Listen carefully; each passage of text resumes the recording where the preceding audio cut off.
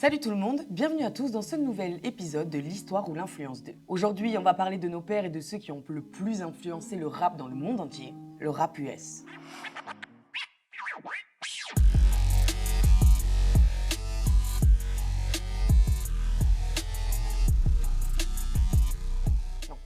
Mais avant, replaçons un petit peu les origines du rap. C'est vers la fin des années 80-90 que le rap verra le jour. À cette époque-là, c'est un vrai état d'esprit, c'est pas juste de la musique. C'est un style vestimentaire, c'est une gestuelle, c'est des danseurs, c'est des textes, c'est vraiment toute une façon de vivre. On peut un petit peu assimiler ça à des chants révolutionnaires tout simplement parce qu'ils portaient la voix du peuple opprimé. À cette époque-là, si le rap voit le jour, c'est tout simplement pour parler des inégalités raciales, sociales et monétaires. C'est un mouvement qui va faire tellement de bruit que la France va entendre, mais ça va d'abord être entendu par les médias français. Et donc ce sera retranscrit par la télé et ensuite ça atteindra nos. Donc il faut comprendre l'importance du fait que ce soit amené de cette manière-là et pas que ce soit né dans les rues. Parce que tout simplement, au début, du coup, on va beaucoup s'inspirer du rap US, voire même un petit peu le copier.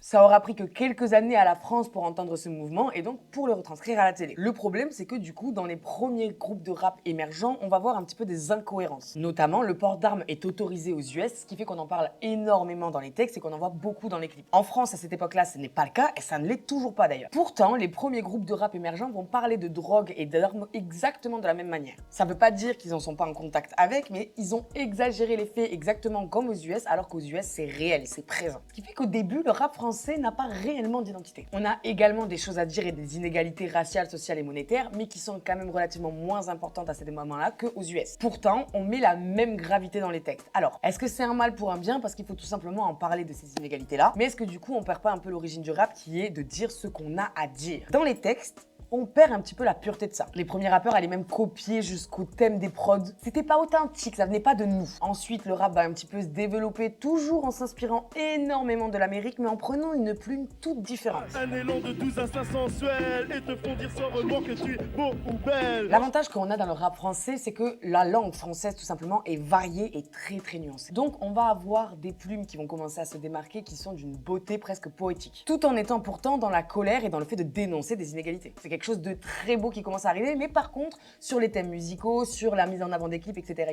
on reste quand même encore très influencé par l'US. Mais petit à petit, on va arriver sur ce qu'on appelle le rap alternatif. C'est le début de l'émancipation de la France sur le rap.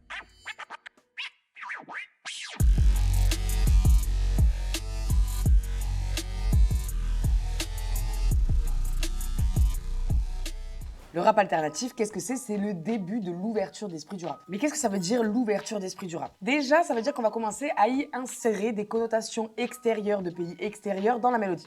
Mais pas que.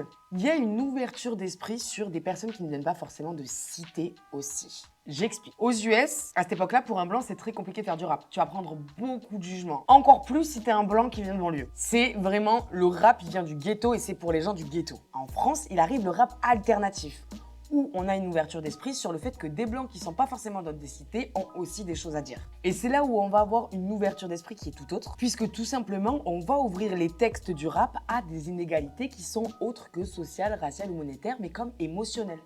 La plus grosse connerie que j'ai cru à 20 ans, c'était de penser que j'allais être heureux à 20 ans. On verra bien ce que l'avenir nous réservera.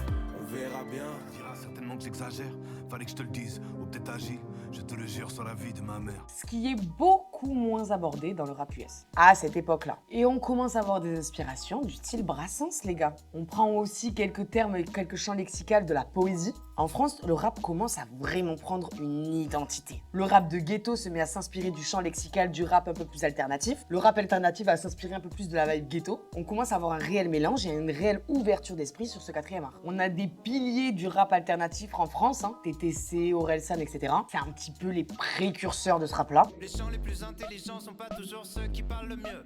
Simple. On va garder la base de la création du rap, tout simplement, c'est-à-dire des choses à dire. Quelles que soient les inégalités, on essaie de ne plus passer ça sous le silence. On sera moins inspiré des top lines d'Amérique et on va commencer un peu plus à avoir nos propres prods à nous, vraiment bien démarqués. Alors au niveau des branches du rap, il y en a énormément. Drill, Jersey Drill, on a de la trap, on a de tout. Il faut savoir que les précurseurs sont les US, mais en fait pas réellement. En fait même pas du tout. C'est juste que les US, ils ont un budget et des productions énorme. Je prends l'exemple de la drill qui de base vient de l'Angleterre. Sauf que l'Angleterre, elle a beaucoup moins de moyens de mettre ça en avant. Donc les US ont récupéré ça avec des coûts de production énormes et des budgets énormes. Et donc du coup, c'est approprié un petit peu cette branche-là du rap. Et c'est comme ça qu'en fait l'US va garder un petit peu la tête d'affiche. Et également tout simplement parce que c'est né là-bas. Nous derrière les Français, on reste très influencés à chaque fois, quelle que soit la branche du rap que les US nous mettent en avant. Jusqu'à la New Wave qui est un petit peu en train de se répandre énormément même en France et qui a été importée par les US. Mais en 2010, ça y est, la France a une réelle identité. Le rap à ce moment-là, il a 40 ans et on prend nos connotations de partout. Afrique, Chili, Mexico, partout. Le rap américain, leur grosse prod et leurs milliards de dollars restent premiers, mais